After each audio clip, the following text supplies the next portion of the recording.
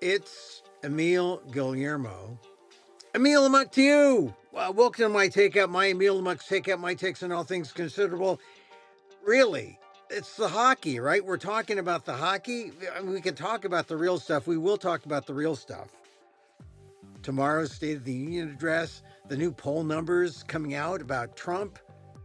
Uh, People don't like him. He's unlikable. Watch out for the charm offensive. I mean, the that's the fear. Oh, now he's going to be likable, or he's going to try to be likable, and watch out, charm offensive coming. You saw it after the hockey game yesterday. I didn't see that. Yeah, I only saw it in social media today, but apparently he was sucking up to the hockey players. He sent Cash Patel out there. We'll talk about that. I'll give some final notes on the Olympics and hockey, especially that game. Suddenly I'm a hockey lover. No, I've always loved hockey.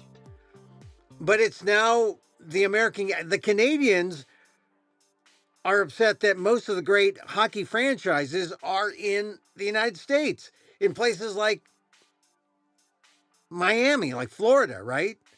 And places like Las Vegas. And the great hockey players yesterday in Canada, or who were playing for the United States. That Connor Hollaback is a goalie from Michigan who plays at Winnipeg. So there's a lot of things. If you're a hockey lover, a lot of ironies. Austin Matthews, right? Captain of the Toronto Maple Leafs, captain of the American team. Oh man. So a lot of hockey ironies, political ironies we'll talk about. So I'll talk about that. Also, I want to talk about Eileen Gu. She skied on the last day, freestyle, half pipe, and I write for Asian American publications, and I want to talk about Eileen Gu. I'm going to talk about her. So stay tuned. We'll talk. Because look, she's nice looking. She's a great half Asian. She's got the half Asian hybrid beauty thing working for her. She's a model. She's staying behind in Milan to do her modeling. She's making millions. I don't begrudge her that. But she's an American skiing for China. I know I raised it 4 years ago. I'm raising it again because it's still an issue. The Uyghurs and what China is doing, still an issue. She was kind of sugarcoating that. And here she is. We've almost kind of normalized what she's doing. I mean, people have sort of said, yeah, what are you doing here? Eileen, you're an American. All right? We're not going to use the T word. No, not Trump, traitor. We're not going to use that word. I'm not calling her that. She's not that, but she's using her free market ideas. Free market ideas suddenly, are they conservative? Are they an American thing? They used to be an American thing when conservatives were free market, but now we are anything but free market now under Trump. So it's add to the confusion about does Eileen Gu stand for? Is she just the modern model minority? I mean, is that it? You can do what you want. You're total free agent. Oh yeah, really? Unless, politics apply and you don't like it, or you can't skirt it. If you can't skirt the politics, then Eileen Gu becomes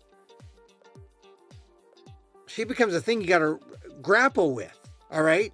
But there's one thing more about that, and I'll just mention it here. We'll talk about it more later. And that is Eileen Gu is an Asian face. And if Asian faces are generalized, and, if people's reaction to that is, hey, are we all Eileen Gu? Because if we are, we're in trouble. Because people look at us and say, where are your loyalties? To the highest bidder? To the highest dollar value? Because if that's the case, then we can expect Asian Americans to be looked upon as always suspicious based on, hey, are you going to the highest bidder? Is that what you stand for? Because rightfully, and I think Dan Gonzalez put his finger on it when we talked on Saturday, he said, hey, you have rights as an American. You're born in America. birthright citizenship. That gave you American citizenship. Do you value that? If you value that, then embrace it and accept the obligations that come with the rights it it infers, the rights that you are given. I mean, certainly Eileen Gu uses all her First Amendment rights. I wonder how that goes in China. Or maybe you're above it all in China if you're a celebrity who wins. If you're a celebrity who uses, then maybe that's when you get your comeuppance. I don't know. But she tries to play it all ways, not just both ways, capitalist and capitalist communist, American China, and not really American when it counts. She wins a medal. I'll talk about that. I'll talk about that coming up. But first, let me talk about the show I'm doing. Not this show. This is like a regular Emil Amok talk show. But I do Emil Amok 69. Emil Amok 69. Oh, that sounds kind of interesting, Emil. Really? You do 69 in front of our eyes? Well, maybe. You got to come see it. I'm doing it in Fresno. In Fresno on February 27th, 28th, and March 1st. Remember, it's a short month. 27th is Friday. I think it's like 7 p.m. Then I do it Saturday at around 2 o'clock, I think. Or something. I'm doing it on Saturday. And then I'm doing it on Sunday. So February 27th, 28th, March 1st. And then I come back March 7th. Come see me. If you're in Fresno, if you're nearby, if you're, in the foothills, if you're in Yosemite and said, oh, I haven't seen Emil. If you're in UC Merced, if you're in, all those nice little towns off of Highway 99. I'm in Fresno at the Fresno Rogue Festival. On the screen, if you're watching me, go to the ticketleap.com and get the tickets there, or just go to FresnoRogueFestival.org and find the ticket link. But there it is on the screen. Emil Amok 69, what's it about? Well, I talk about Trump derangement syndrome, but from a not necessarily a clinical standpoint, but I try to understand it. I try to understand Trump derangement syndrome, and I take people through the journey of a Trump derangement syndrome survivor. How about that? Does that sound good? And then I talk about things that are happening along the way. I did a version of this show in Fresno a year ago. And guess what? After a year, Donald Trump has lost something like, God, I should have written this down. But I mean, because I saw the results on, they announced them on CNN, but his ratings are terrible. He's lost. Let's see.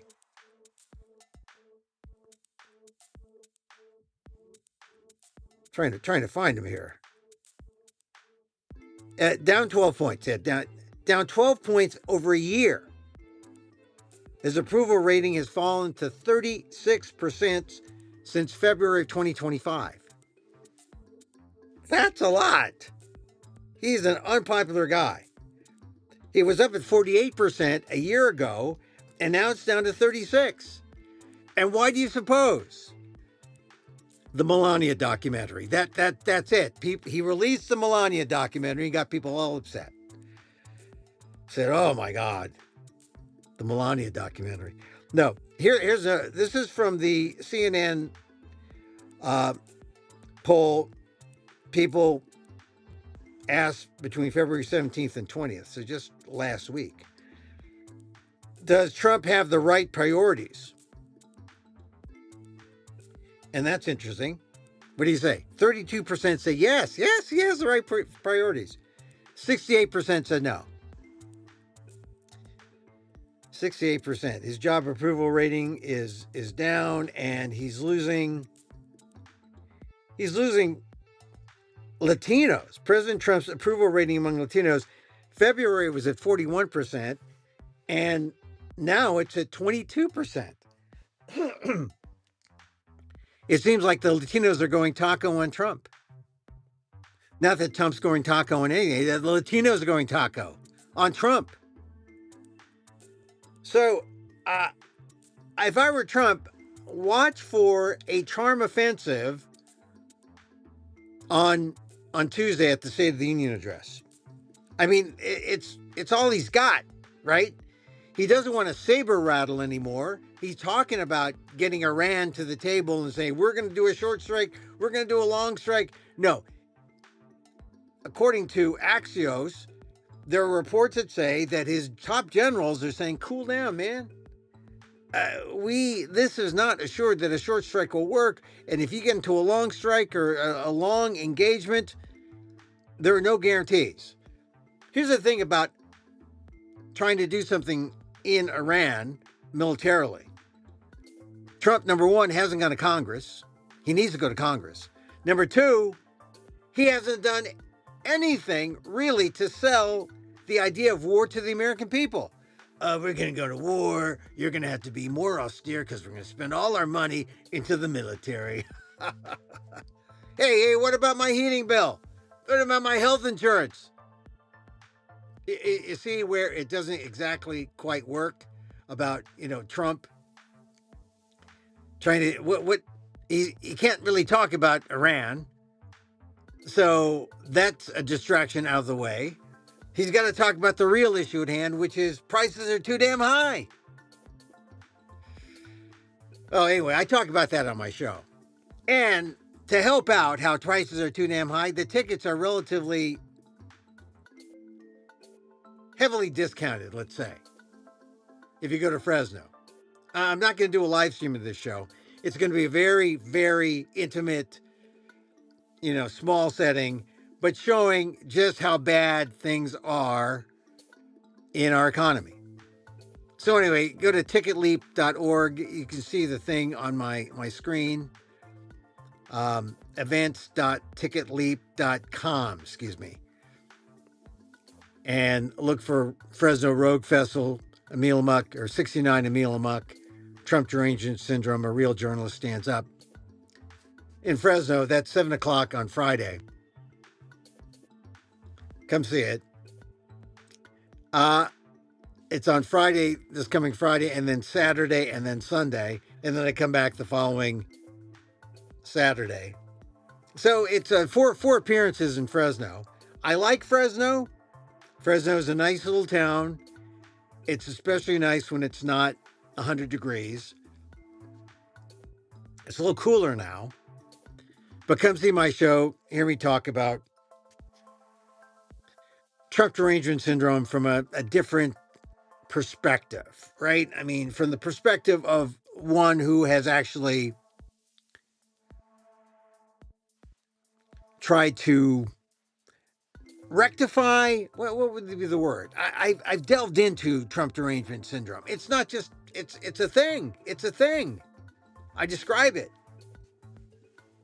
Anyway, that's at the Fresno Rogue. Okay, so let's talk about the stuff of the show.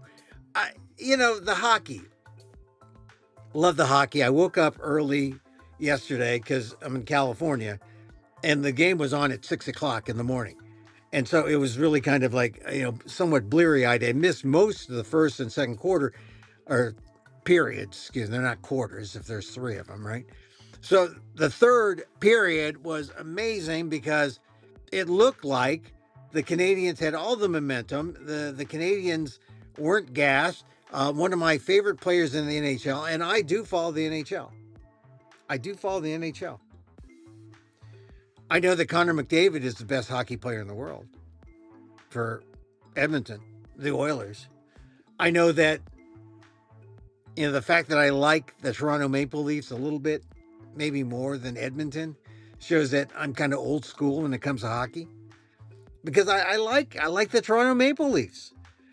But I live in California near the San Jose Sharks, and they've got the emerging best hockey player in the world, Macklin Celebrini. And he's Canadian, and he was on fire for the Canadians, hammering away at the U.S.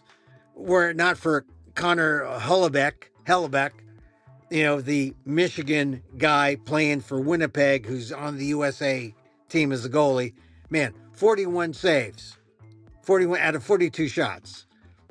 The US won 2-1, right?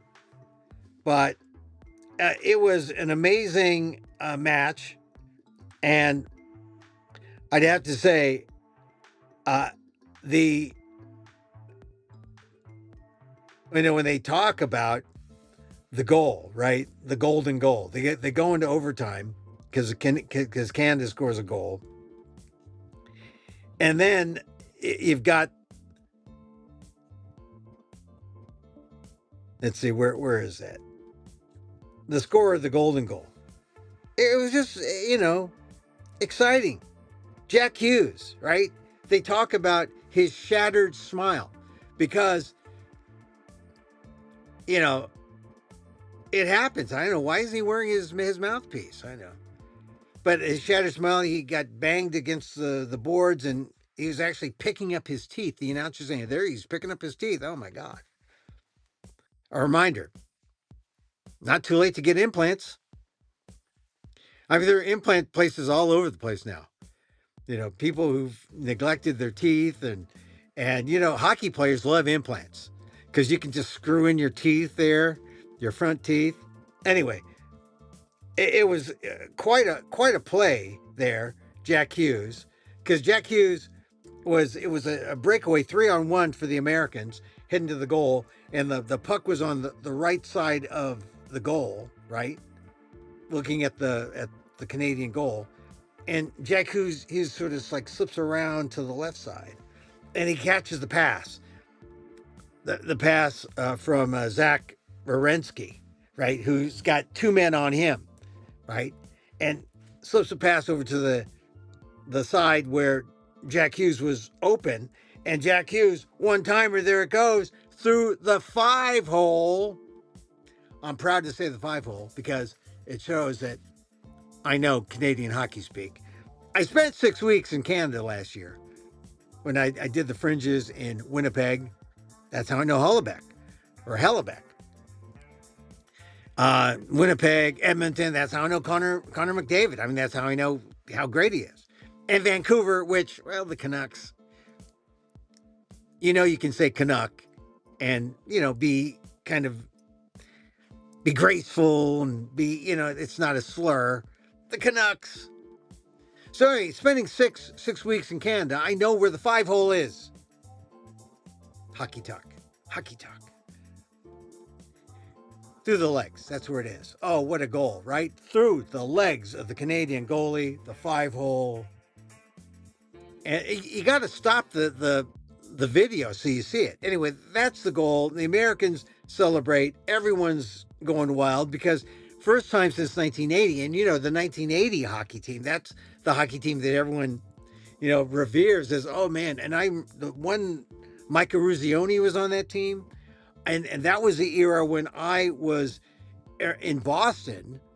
And I actually knew BC, BU, Harvard, Northeastern hockey. I went to the Bean Pot.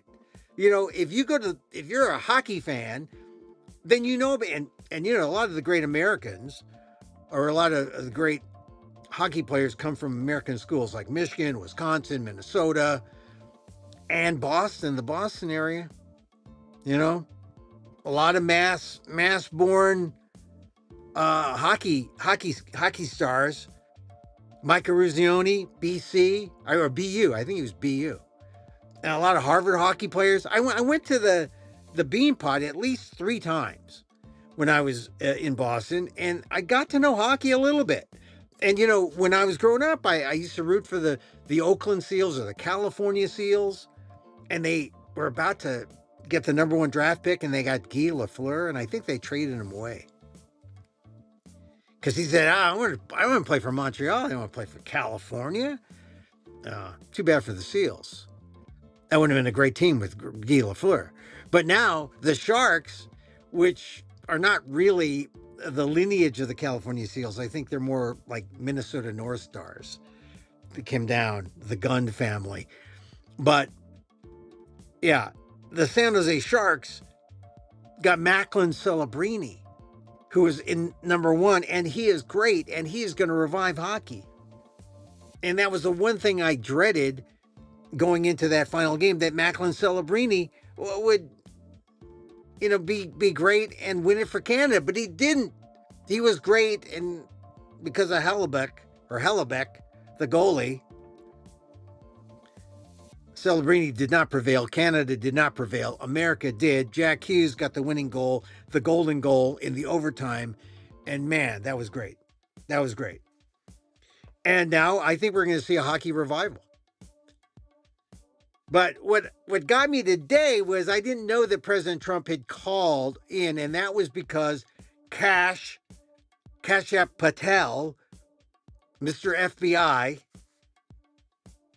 was in the locker room in Milan. I wonder if he took a private jet or what kind of jet got him to Milan to see the games.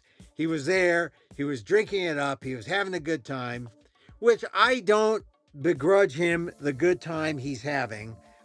I just hope it's not on the U.S. dime, right? I mean, yeah, $39 trillion in debt. Come on. Anyway, Kashyap, I don't mind Kashyap having a good time.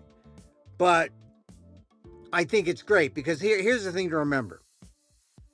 And this is the Olympic lesson. We are one team. USA, USA, USA, right? If it means anything, it means we are one team. And you heard that even NBC knew that. They said, hey, for 2 weeks, we're one. We're one country. No. We're one country forever, right? I mean, that's the lesson. That's the Olympic lesson. So I was always wondering, what is Trump thinking, right? Trump really is a different guy when he's talking to the players. And this is what we need to be aware of, because he'll do the charm events. Oh, yeah, we're one team. But then he'll go political. They'll cut you out. If Trump is smart, he will go, we're one nation. We're one America. But remember, he's the divider in chief. And that's what got us in this mess in the first place. He divides us. He plays against us. He plays against identities. He plays against races. He plays against everybody for his political advantage. Because he knows that chaos wins for Trump. Chaos, because if we're all one and, he busts that up. It's like atomic politics. We're all one and we're all together. He busts it up. He disrupts it. And, we go into chaos and all the molecules are all over the place. And then they settle in, and then he gets people to make their choices based on, some divisive issue. Like immigrants, undocumented. He prefers illegal, but they're really undocumented. Like today, what Trump did, he had this angel meeting, angel families. Nice, but here's the thing. Angel families, what does that highlight? Illegal or undocumented immigrants who committed crimes, and these are families who are victimized? Okay, I understand. That's not a good thing. That's a bad thing, right? That these undocumented people did these crimes. But why single them out? Why not point out to all criminals?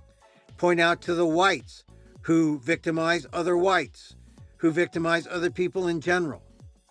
And the percentage, I'm just, I don't know the research here, but I bet you, if you looked at all victims, the number of crimes convicted by undocumented people are minuscule compared to white-on-white crimes.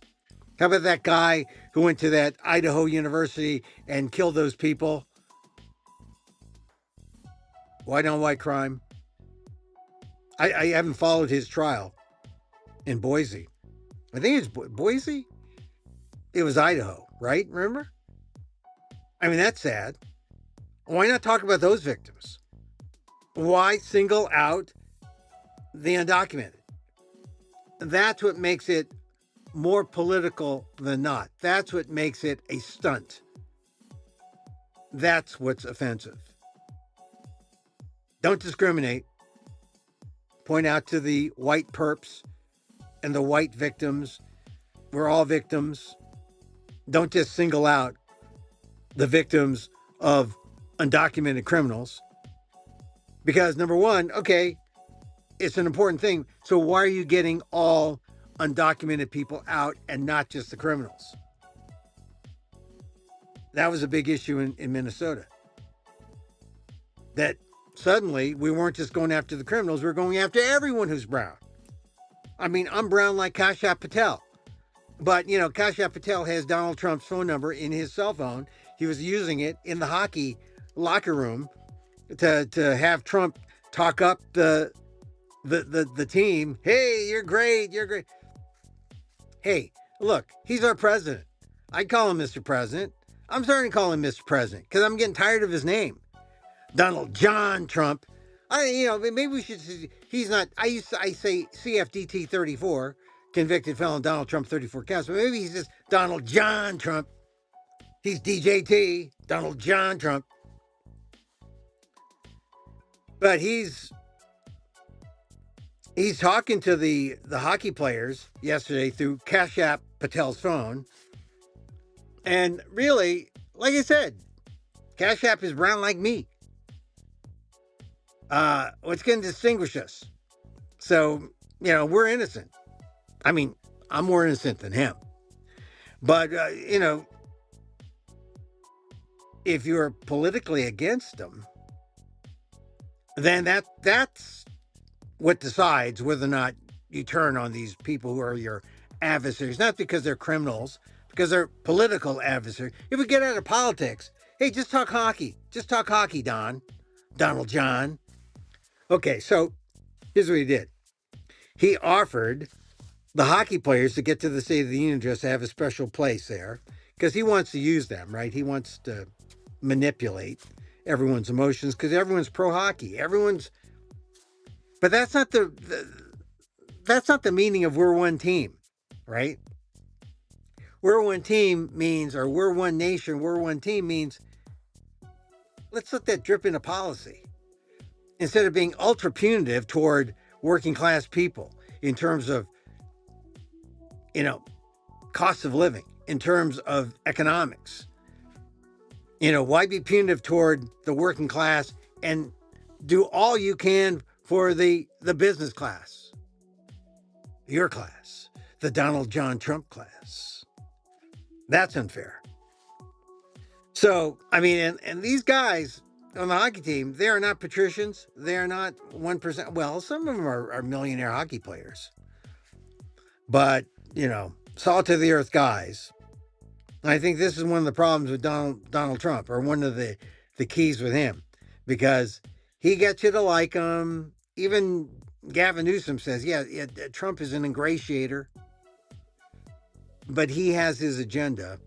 And watch out when you are a political adversary, because he will get you. He will turn on you. So, all right. So he's invited the hockey team, the men's, and he said, I got to invite the women or they'll impeach me. Kind of a joke, not far from the truth. The U.S. women's team, however, were quick to say, thanks, but no thanks. I think that's smart. Hey, show by your actions that you believe in this we're one America, we're one team, USA, USA, USA, right? Instead of using the team, manipulating people's emotions by using the gold medal hockey players. He's using the guys, and the guys, they don't seem to care. They're good guys. But I don't know. We saw there was some dissension among the ice skaters when one ice skater said, look, I'm an American and I love to represent America, but I don't represent everything that we stand for right now. And what did Donald Trump call that ice skater? Called him a loser. So, it's a two-way street, this politics. If you're going to use people, use the Olympic team, start implementing or advocating for policies that will help everyone and not divide our country. start thinking about a way to bring the country together with the hockey team. I mean, we're one team, right? That's why I was watching. There were no Asian Americans on the hockey team. There should have been. There should have been. And that gets me into the discussion of Eileen Gu. Well, you know, Jason Robertson is an all-star with the Dallas Stars. He got left out. Should have been part. I mean, he's a goal scorer. He's a great player. He's half Filipino. That would have added to the diversity of the team. Not that anyone's looking for diversity, but on merit, he qualified. Except if you define merit by, you know, whatever the coaches of the Olympic hockey team cabal want. And apparently they want their friends, they want people they know, they want chemistry. It's all about chemistry. But does that mean bloodlines or, you know, foreign blood or... Anyway, it would have been nice if Jason Robertson, Filipino American, was on the team. He qualifies, but wasn't chosen. So, but I still rooted for the team. And I said, okay, prerogative of the team, fine. But why would Jason Robertson been eligible? I mean, he's an American, right? But he would have been eligible to do the Eileen Gu trick, which is, what nationality are my parents? Their ancestral home. I could be part of the Filipino hockey team, if there was one. This works better with individual sports than with team sports, unless you have a mass of Filipinos who play hockey and you don't. So Jason Robinson did not have that opportunity that Eileen Gu did. Eileen Gu, born in the United States in San Francisco, goes to Stanford, educated in America, trained here, except the deal that China gives her. She's not a citizen. She's not listed as a citizen of China. They don't allow dual citizenship. So she's still an American. But by virtue of her mother, Tiger Mom Supreme, she says, I'm going to escape from my mom's country. She's half white because of her father, born in America, full American citizen. But somehow, look, she wins. That's hurtful because America could claim those goals. But it's not just because she wins that bothers me. Here's what bothers me about Eileen Gu, or Gu Eiling, her Chinese name. What bothers me is people look at them, or at her, and they see star, celebrity, beautiful Asian woman. They don't get into politics. But once they know, they say, she's American, isn't she? Yeah, but does she ski for America? No, China. Questions loyalty. Questions what we are about. Our loyalty, our patriotism. And the issue is, will that impact other Asians? Right now, Asians can walk down the street and they could be seen as foreigners. That's the judgment. Are you a foreigner? No.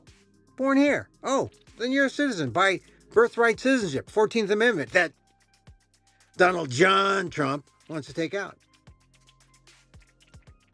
Oh, that doesn't sound right. No, that's what he wants to do. So, Eileen Gu is doing her own thing, but I don't think she's really caring about how it might impact other Asian Americans who aren't celebrity skiers, who aren't gold medal winners, who don't have millions of dollars. But the assumption made when people look at us is that, oh, you're Olympian, millionaire, skier. No, the assumption they'll make is, oh, you're a foreigner. Are you loyal to the U.S.? Oh, wait. I've got there's no loyalty issues that I have, right? I don't choose, I choose to talk about Philippine news, but I'm an American. Uh, let's hold you for questioning. I'm just saying. Eileen Gu puts us all in that gray area. If you're a person of color, Asian, and I've heard people defend her saying, "Oh, well, they should go to the highest bidder, right?" I mean, Eileen Gu does what she wants, when she wants, where she wants, and she provides services to the highest bidder.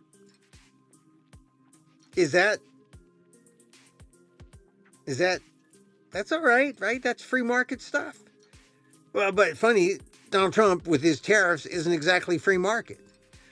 So once again, we have this sort of weird contradiction of ideas and circumstances because we have a president who doesn't know what the hell he's doing. So Eileen Gu is kind of a complicated situation.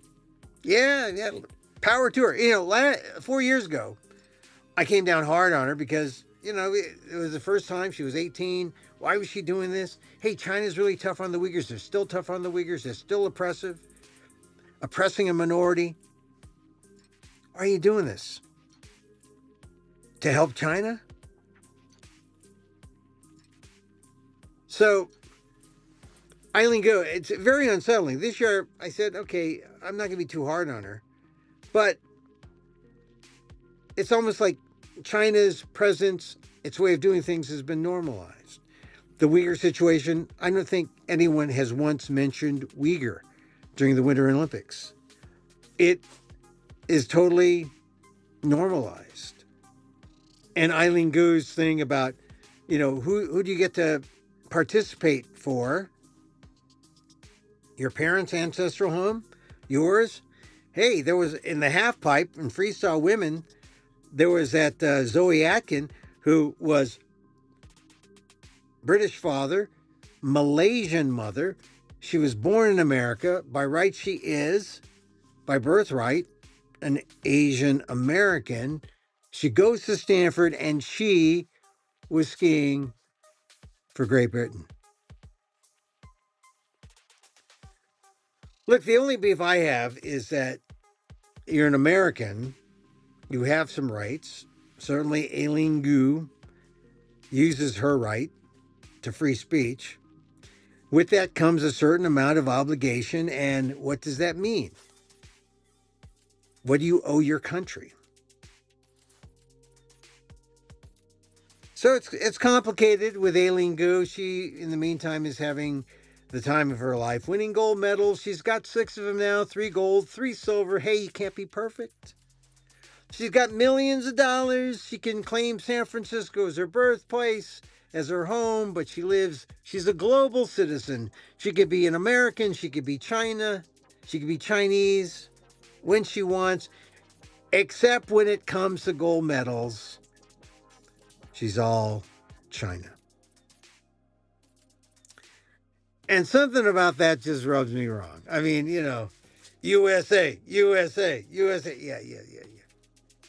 Something about that last part, about Eileen Gu being on the podium for China, rubs me wrong. But these are some of the questions I have after the Olympics. And of course, I go back to the basic question or the basic lesson about the Olympics. We're one country. The fervor you have about USA, feel it. Let it last. Let it go beyond politics. The games brought us together. I like those hockey guys. Hellebeck, I like him. Jack, the goal scorer, I like him. Jack Hughes, I like him. I mean, we don't have, politics never comes into play. Doesn't have to. USA, USA. And if it does, we should remember our common ground and get past all the differences so that we get along. That's the Olympic lesson. Donald Trump needs to learn that if he wants to revive his faltering. He's like an ice skater who's fallen down to the ice. He's fallen down 12 points since a year ago in approval ratings. No one likes his tariffs. No one likes the idea of war in Iran. He can help himself tomorrow at the State of the Union address by telling the truth about what's going on with our economy and not even thinking about going into war that hasn't been approved by Congress, let alone the American people, so that America can spend more money on military and people can wonder, well, how is this improving my experience, my American economic experience? It's not. That's the Olympic lesson. Lots of Olympic lessons. I like the hockey though. I like the hockey. I'm gonna get to a Sharks game. I last went to a Sharks game a couple years ago, and it was enjoyable. It's cold in there. There's ice, but it's fun. And what made me want to be more hockey-ish is not just the Olympics, but the fact that I spent 6 weeks in Canada, and I have a maple syrup addiction to prove it. And I just love Canada. I even ate poutine. Vegan poutine. The vegan poutine. All right. So we talked about the Gooster. What else? Manny Pacquiao and Floyd Mayweather have agreed to fight in September, according to reports in The Athletic. This is really crazy. It's like we don't like our boxers when they're young and fresh and healthy, or what we do, we just like the old ones better than the new ones. And so we want to see boxing be a cradle to grave kind of thing, right? You start out as a young boxer, climb up, become champion. We want to see you go down and be pummeled to death at the end, because we want, it's like, rock, classic rock, that kind of thing, right? The Beatles were rock. Then they were classic. Now they're classic. No, they're in their own category. Led Zeppelin, better idea. Led Zeppelin, rock. Now they're classic rock. Freebird was rock. Now it's we want to go down. We want to go down with our favorite rock stars, our favorite cultural demigods. We don't want to see them retire gracefully. We want to see them die in the ring. But Manny Pacquiao, I followed him up until that Mayweather fight. And then the Mayweather fight, he started being more homophobic than not. And that's, Manny combining religion, politics, and boxing. Not a good idea. But now he needs money. That's the thing. We have to contribute to the Floyd Mayweather continuing excessive lifestyle retirement fund, because he has no self-control to live on the tens of millions or hundreds of millions he has earned from putting his body on the line. So he's agreed to this. Pacquiao's the same way. Would you see it? I don't know. Pacquiao has just every fight, he decreases in his power, right? And if you started watching him early, like I did, and see him work his way up, that fight where he just clocked someone, I forget the guy's name now. Of course I forget, but he's British, and it looked like it just turned off the lights. The guy's out. You rarely see a knockout like that.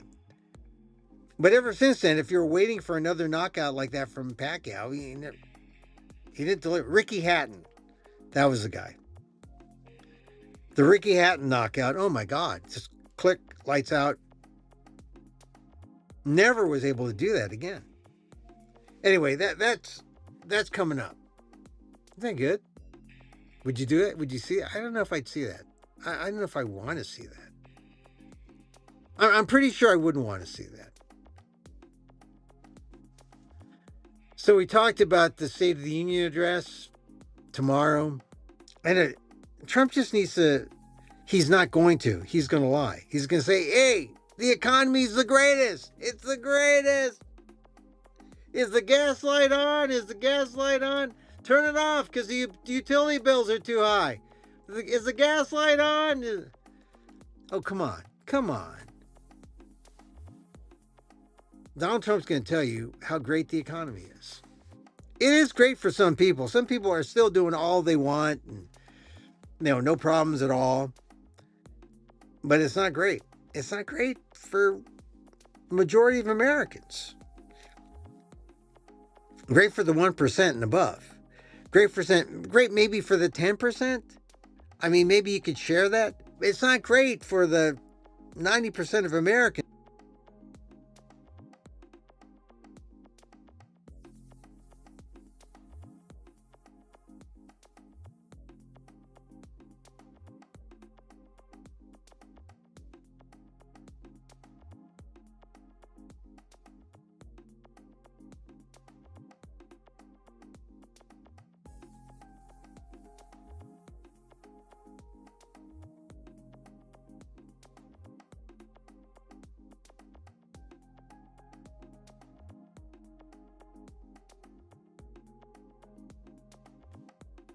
Ah, we're back. Hey, sorry about that. Sometimes we have these drop-offs. That's America. Right? No, I just don't know how are people doing. I mean, I'm a vegan, so I pay 40% more for my fake cheese than I used to. That gives me the fake heart attack that, fortunately, my insurance premiums are reasonable. I've got the insurance that everyone wants, Medicare for all, but it's not for all. It's just for older folks, and I wish it were for all, because that's fair. By the way, if you have a right to change, or if you have a right to choose, do not pick anything that has the word advantage. Do not pick Medicare Advantage. Why? Why do you say that? Because it's an uneven system run by the insurance companies rather than one run by the government. Medicare Advantage was set up so the insurance companies get more of a share of the Medicare business because they didn't want to see the government strip the share away. So they said, okay, we'll offer Advantage. Everyone, this should be a win-win, right? Not really. Because you think the companies, or you think the government screws with you. Well, the companies screw with you more because companies are all about profit. And when it's about profit, they won't provide the service that you need. The government is not about profit, it's about the people. So you'll get the service you need. That's why Medicare, traditional, original Medicare, with a Medigap supplement is the best way. But Advantage, anything with an advantage, figure that it's upside down, it's a disadvantage. Just remember that. If you know someone looking for, you see those ads, don't be fooled. All right, I think we talked about just about everything that was on my list, right? I talked about the Olympics and goo. I talked about Iran. Trump's chief military advisor is warning him that it may not just be a short strike and you're out. It could be short strike, longer engagement, and that will cripple. That will cripple any kind of comeback economically, and may even cripple. Trump will be punished in the polls. Look, a year in, He's being punished. 12 points down. 12 points. People do not like Donald Trump. And that's when he may turn on the charm offensive tomorrow. But how can you turn on the charm offensive if you're going to lie? Doesn't make sense, huh? It's going to lie. Hey, happy birthday to my friend Ishmael Reed. It was yesterday. 88. I first met Ishmael Reed in St. Louis. If you don't know who Ishmael Reed is, Google him. He's preeminent African-American author, 6 generations, or 6 decades rather. Plays, novels, essays, poems. I love Ishmael. He's a good buddy of mine that I've known since he was my graduate school professor at Washington, St. Louis. And he's been an important guide throughout. So happy birthday, Ishmael Reed. Okay, I think that's all the things I wanted to say today, except you can see on the screen, I'm going to be in the Fresno Rogue Festival. The Rogue Festival, March 27th, 28th, that's Friday, 7, Saturday. I'll tell you the exact date or exact time. But yeah, it's Friday at 7, Saturday at 2 p.m., and Sunday at 5 this weekend. Let's just do 3 shows. Boom, boom, boom. Talking about what I'm talking about. My Trump derangement syndrome. Yeah. Should be funny. And as I define Trump derangement, it's not like, oh, someone who's like out to get Trump. No. Kash Patel is Trump deranged. Marjorie Taylor Greene is both, she's got a bad case of it, both pro and con. And Donald Trump, he's the leader, right? He's deranged. So tickets available on the crawl or also on the screen. February 27th, 28th, March 1st, and then the following Saturday at 12:30. Saturday at 12:30. I might be able to make that, Emil. Yeah, I hope so. So it should be fun. Should be fun. The Fresno Rogue Festival. A lot of good performers there. My friend Erica McDonald there. Martin Dockery. Check out FresnoRogueFestival.org. Okay, that's it. Oh, then I'm going to be in San Francisco and San Jose. I'm going to be in Sunnyvale. Oh, and Sacramento. I'm going to be in Sacramento with just a little 5-minute spot on March 4th at Laughs Unlimited on the 4th. So a busy time for Emil Amok. Okay, we like to end our shows with a little loving kindness. And so, as I wish for me, I wish for you. May you be safe. May you be happy. May you be healthy. And may you live with ease. Emil Guillermo here. Emil Amok. Till next time. Mahal